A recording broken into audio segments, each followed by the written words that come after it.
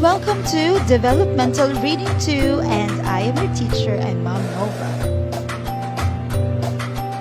Our topic for today is about psychology of reading.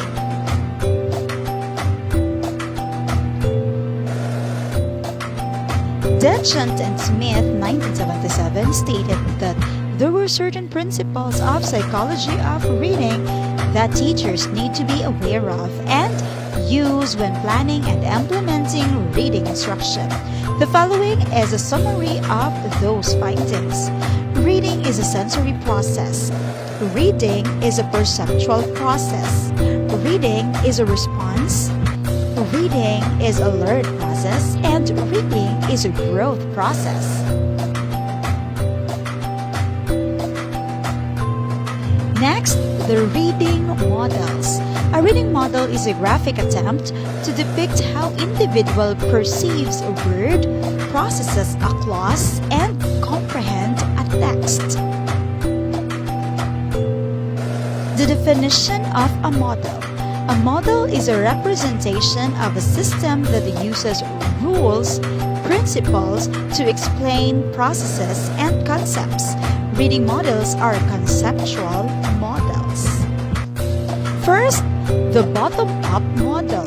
According to Nuna, 1991, reading is a process of decoding a series of written symbols into their oral equivalents to make sense of the text. It is a reading model that emphasizes the written or printed text. It emphasizes the ability to decode or put into sounds what is seen in the text. Look at the illustration. From knowledge of individual sounds, letters, and words to comprehension. Features of the bottom-up model. The reader needs to identify letter features, link these features to recognize letters, combine letters to recognize spelling patterns, link spelling patterns to recognize words, then proceed to sentence, paragraph, at text level processing. Next is the top-down model or a cognitive view, direct opposition to the bottom-up model. Nuna, 1991, Dobbin and Vicina, 1991, the psycholinguistic model of reading and the top-down model are the same.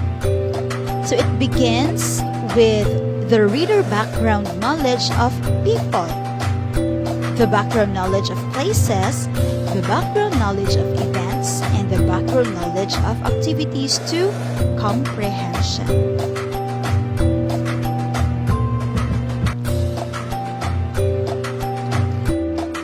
Goodman presented reading as a psycholinguistic guessing game, a processor in which readers sample the text, make hypotheses, confirm or reject them, make new hypotheses, and continue doing the same.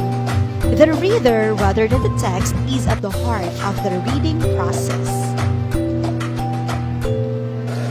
The features of the top-down model. Readers can comprehend a selection even though they do not recognize each word.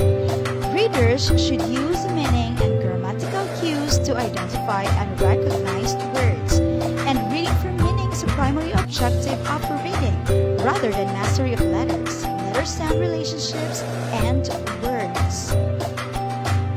The third one, or the last one, is the interactive model, also known as interactive reading model. According to Block, 1992, readers attempt to form a summary of what was read. Klein and others, 1991, metacognition involves thinking about what one is doing while reading.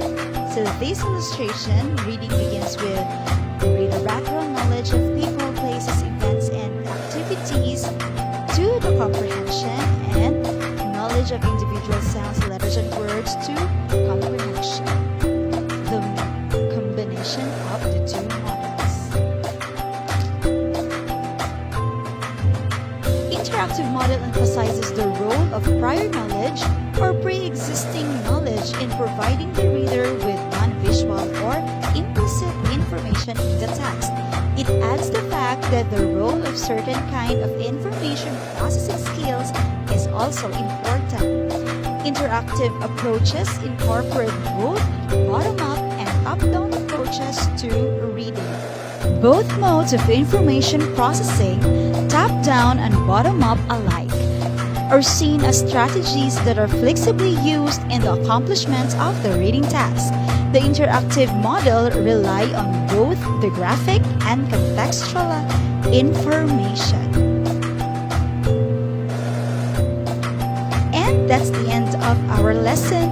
So for your activity, please check your Google Classroom.